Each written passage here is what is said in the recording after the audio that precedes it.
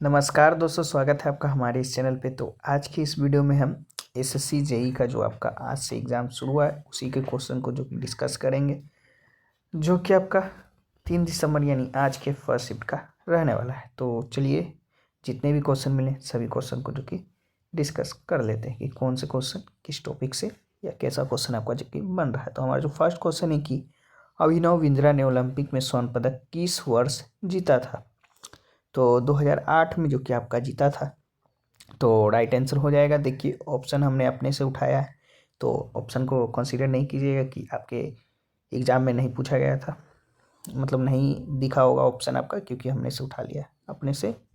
वहीं आपका जो कि एक क्वेश्चन ये बना था। तो अभिनव बिंद्रा ने 2008 के बीजिंग ओलंपिक में पुरुषों की 10 मीटर एयर राइफल स्पर्धा में स्वर्ण पदक जीता था। इस जीत ने भारत के लिए ओलंपिक इतिहास में पहला व्यक्तिगत स्वर्ण पदक जो कि जीता था। यह प्रतियोगिता 11 अगस्त 2008 को जो कि हुई थी और अभिनव बिंद्रा ने कुल 700.5 अंक प्राप्त किए थे। उनकी उपलब्धि भारतीय खेलों में एक महत्वपूर्ण मील का पत्थर थी, जिसने भावी पीढ़ी की एथलीट को प्रेरित किया। चलिए नेक्स्ट क्वेश्चन की ओर बढ़ते हैं। नेक्स्ट है आपका, भारत में पहली नहर का निर्माण किस सुल्तान ने करवाया था? तो फिरोज शाह तुगलक जो कि आपका राइट आंसर हो जाएगा। भारत में पहली नहर का निर्माण जो कि फिरोज शाह तुगलक ने करवाया था।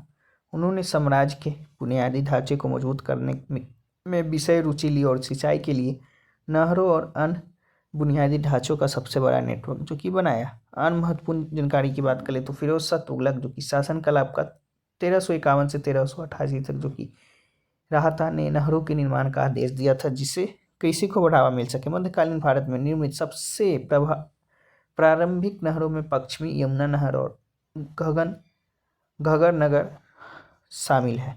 फिरोज शाह तुगलक के बाद कुछ विद्वानों का मानना है कि नहर सिंचाई की शुरुआत करने वाले गयासुद्दीन तुगलक जो कि आपका 1320 से 25 ईस्वी तक शासनकाल किए थे, जिन्होंने कुओं और नहरों का निर्माण जो कि शुरू किया। हालांकि फिरोज शाह तुगलक के द्वारा निर्मित नहरों का नेटवर्क जो कि अधिक व्यापक था, इसलिए आपका फिरोज शाह तुगलक जो कि अगर ऑप्शन में होगा तो राइट आंसर हो जाएगा। अगर नहीं होगा तो गयासुद्दीन तुगलक भी जो कि आपका हो सकता है राइट आंसर। चलिए नेक्स्ट बढ़ते हैं। तो नेक्स्ट क्वेश्चन है आपका, मध्यकालीन भारत में बाजार नियंत्रण यानी मार्केट कंट्रोल की नीति किस शासक ने लागू की थी? तो अलाउद्दीन खिलजी ने जो कि आपका लागू किया था, तो राइट आंसर हो जाएगा। मध्यकालीन भारत में बाजार नियंत्रण मार्केट कंट्रोल की नीति अलाउद्दीन खिलजी ने जो कि लागू की थी। उन्होंने यह नीति अपने साम्राज्य के लिए विशाल स्थायी सेना को बनाए रखने और अपनी शक्ति को मजबूत करने के लिए जो कि लागू किया था। चलिए नेक्स्ट क्वेश्चन की ओर बढ़ते हैं। नेक्स्ट है आपका, बैडमिंटन में ओलंपिक पदक जीतने वाली भारत की पहली महिला कौन थी? तो आपका साइना नेहवाल जो कि थी, तो राइट आंसर आपका हो जाएगा साइना नेहवाल के पास एक ओलंपिक कांस्य पदक, लंदन 2012, 2 विश्व चैंपियन पदक, 2015 में रजत और 2017 में कांस्य और 3 कॉमनवेल्थ गेम्स खिताब जो कि उनके नाम है। वहीं बात करें भारत की 5 महिलाओं ने जो कि ओलंपिक पदक जीता है, उनके नाम इस प्रकार है: करमल मल्लेश्वरी, मैरी कॉम, साइना नेहवाल, पीवी सिंधु और साक्षी मलिक। करमल मल्लेश्वरी 2000 सिडनी ओलंपिक में जो कि ओलंपिक में पदक जीतने वाली पहली भारतीय महिला है। ज्वाला गुट्टा सेवानिवृत्त बाएं हाथ की भारतीय बैडमिंटन खिलाड़ी, जिन्होंने 2010 तक 13 बार राष्ट्रीय बैडमिंटन चैंपियनशिप जीती है। 2016 में रियो डी जेनेरियो में ओलंपिक खेलों में पुसरला वेंकट सिंधु फाइनल हार गए। ओलंपिक रजत पदक जीतने वाली पहली भारतीय महिला जो कि है।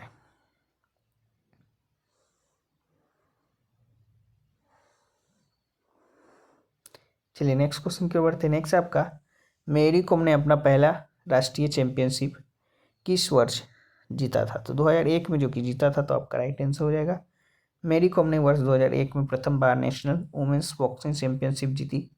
अब तक वह 10 राष्ट्रीय खिताब जीत चुकी है। उन्होंने वर्ष 2003 में अर्जुन पुरस्कार से सम्मानित किया गया, वर्ष 2006 में पद्मश्री से सम्मानित किया गया था। उनके जीवन का एक फिल्म भी बनी, जिसका प्रदर्शन वर्ष 2014 में हुआ। इस फिल्म में उनकी भूमिका प्रियंका चोपड़ा ने जो कि निभाई थी। मैरी कॉम का करियर 2000 में जो कि शुरू हुआ था, जब उन्होंने मणिपुर राज्य महिला मुक्केबाजी चैंपियनशिप और पश्चिम बंगाल क्षेत्रीय चैंपियनशिप में जो कि जीत हासिल की। उन्होंने वर्ष 2001 में अंतर्राष्ट्रीय स्तर पर प्रतिस्पर्धा शुरू कर दी थी। मेरी कॉम का जन्म 1 मार्च 1983 में को मणिपुर के सुरजापुर में जो कि आपका जिले में हुआ था। वे एक भारतीय महिला मुक्केबाज है। मेरी कॉम 5 बार विश्व मुक्केबाजी प्रतियोगिता की विजेता रह चुकी है। तो दोस्तों, वीडियो आगे बढ़ने से पहले बता दें कि हमारे द्वारा जो कि एसएससी सीजीएल 2025 का जो कि जनरल अवेयरनेस का पीडीएफ जो कि तैयार किया गया है, जो कि आपका आंसर की से ऑफिशियल आंसर की से जो कि अपडेटेड है, वो भी 1000 क्वेश्चन विथ एक्सप्लेनेशन, जो कि एक्स्ट्रा फैक्ट्स भी आपका दिया रहेगा। आपका इंपॉर्टेंट रहेगा सभी एग्ज़ाम के लिए, एसएससी एग्ज़ाम और आपका जो जेई का चल रहा है उसके लिए भी, जो कि बहुत ही लाभदायक जो कि आपका रहने वाला है। मात्र 49 रुपीज़ में, जो कि आप व्हाट्सएप पे दिए गए नंबर से बाई कर सकते हैं।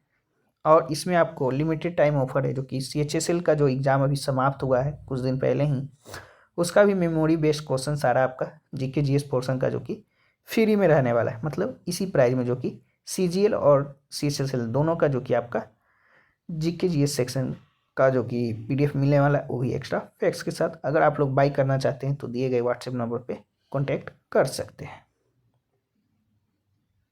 चलिए नेक्स्ट क्वेश्चन की ओर बढ़ते हैं। नेक्स्ट एक आपका महानवादी से रिलेटेड जो कि एक क्वेश्चन आपका पूछा गया था, अटॉर्नी जनरल से रिलेटेड। अगर आपसे पूछा गया होगा कि 2022 में भारत के महानवादी अटॉर्नी जनरल के पद पर कौन 2 व्यक्ति रहे हैं, तो आपका के वेणुगोपाल और उनके उत्तराधिकारी आर वेंकटरमणी जो कि आपका रहे हैं, तो राइट आंसर हो जाएंगे आर वेंकटरमणी ने 1 अक्टूबर 2022 को जो कि भारत के 16वें महान्यायवादी के रूप में जो कि पदभार संभाला और वर्तमान की इस पद पर जो कि कार्यरत है। तो आपका इससे रिलेटेड जो कि एक क्वेश्चन था। नेक्स्ट आपका लोकसभा अध्यक्ष से जो कि रिलेटेड क्वेश्चन था। वर्तमान लोकसभा के अध्यक्ष ओम बिरला, उन्होंने 26 जून 2024 को जो कि 18वीं लोकसभा के अध्यक्ष के रूप में जो कि चुना गया है। यह उनका लगातार दूसरा कार्यकाल है और ओम बिरला भारतीय जनता पार्टी बीजेपी के सदस्य हैं और राजस्थान के कोटा निर्वाचन क्षेत्र के लोग सभा सांसद हैं। नेक्स्ट क्वेश्चन की ओर बढ़ते हैं। नेक्स्ट एक आपका आया था, भारतीय संविधान का अनुच्छेद 61 किस प्रक्रिया से संबंधित है। तो भारतीय संविधान का अनुच्छेद 61 जो कि राष्ट्रपति पर महाभियोग चलाने की प्रक्रिया से जो कि संबंधित है।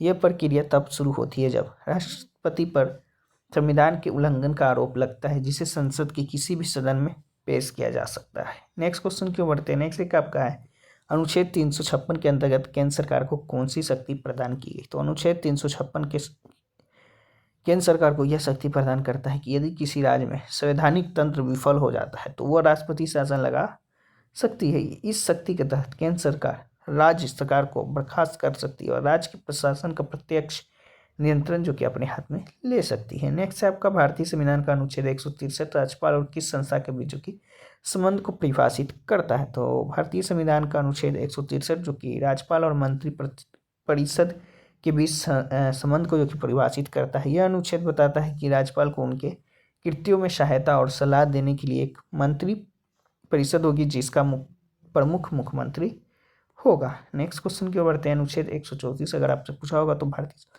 किस विषय से संबंधित है, तो बात कर लें भारतीय संविधान का अनुच्छेद 134 जो कि आपराधिक मामलों में सर्वोच्च न्यायालय के अपीलीय क्षेत्राधिकार से संबंधित है। यह सर्वोच्च न्यायालय को उच्च न्यायालय द्वारा दिए गए निर्णय, आदेशों या दंड के खिलाफ जो कि अपील सुनने की शक्ति प्रदान करता है।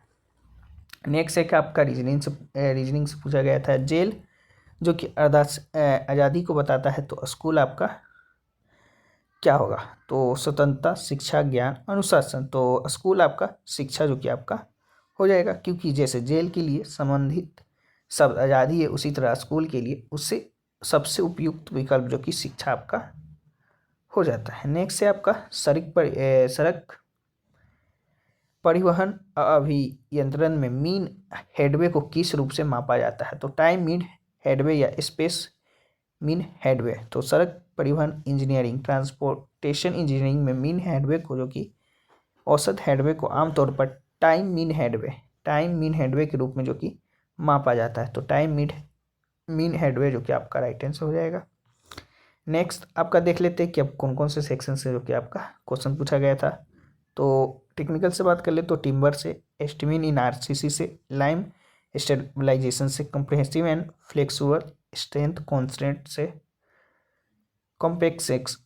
कॉम्पेक्शन से, टाइप्स ऑफ ओरिफिस से, radial acceleration in FM, PHI index to numerical जो कि आपसे पूछा गया था, मैक्सिमम ड्राई डेंसिटी जो कि आपसे पूछा गया था, SSD numerical for falling gradient, porosity formula numerical जो कि आपका आया था, section modules formula for rectangle section से जो कि पूछा गया था, slope deflection formula and also fix and momentum movement numerical जो कि आपसे पूछा गया था, सॉलिड वेस्ट मैनेजमेंट से जो कि आपका 2 से 3 क्वेश्चन था।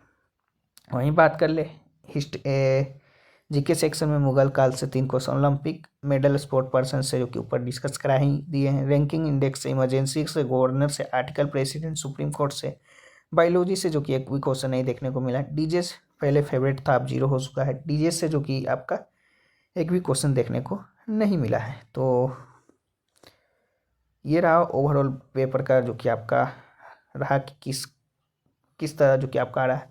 वहीं बात कर ली सिंपल रीजनिंग आ रहा है आपके एक प्रीवियस ईयर से, प्रीवियस ईयर, जनरल अवेयरनेस जो कि मॉडरेट है, civil slightly moderate with code value जो कि आपका पूछा जा रहा है। पेपर की बात कर ले तो गुड पेपर था, मोर क्वेश्चन थे आपका सॉइल एफएम, इरिगेशन, हाइड्रोलॉजी से, सर्वे और मोर से। टेक्निकल में बात कर ले तो 70 इजी, 20 मॉडरेट, 10 हार्ड जो कि पूछा जा रहा है। रीजनिंग में 45 इजी और 5 जो कि मॉडरेट आपका क्वेश्चन बन रहा है। जीके में जो कि 45 इजी और 25 जो कि मॉडरेट बन रहा है। और इन्वायरमेंट और आरसीसी का क्वेश्चन कितना 3 से 4 क्वेश्चन जो कि आपका पूछा जा रहा है। तो ये रहा ओवरऑल पेपर का रिव्यू। बाकी और भी जैसे जैसे हमें क्वेश्चन मिलेंगे कोई भी सेक्शन का हो, जीके जीएस सेक्शन का, टेक्निकल का या रीजनिंग का, तो हम उन्हें पीडीएफ में शामिल करके, इसका जो पीडीएफ है आपको टेलीग्राम चैनल पे भेज दिया जाएगा रात को ऑल शिफ्ट का। बाकी अगर आप लोग CHSL का भी पीडीएफ अगर बाई करना चाहते हैं तो बाई कर सकते हैं। स्टूडेंट बेस्ड मेमोरी है जो कि कंबाइंड पीडीएफ आपका बना दिया गया है पूरे ये एग्ज़ाम का, जिसका प्राइस 25 रुपीज़ है। तो दिए गए व्हाट्सएप नंबर पे जो कि आप लोग बाई कर सकते हैं। फुल्ली प्रिंटेबल पीडीएफ है आपका, इस तरह नहीं रहेगा जिसमें अब इस तरह रहेगा कि प्रिंट भी करवा सकते हैं आप उसके, और हिंदी इंग्लिश दोनों मीडियम में जो कि उपलब्ध है, तो देख लीजिए। बाकी चलिए फिर मिलते हैं नेक्स्ट किसी और वीडियो में, तब तक के लिए जय हिंद जय भारत।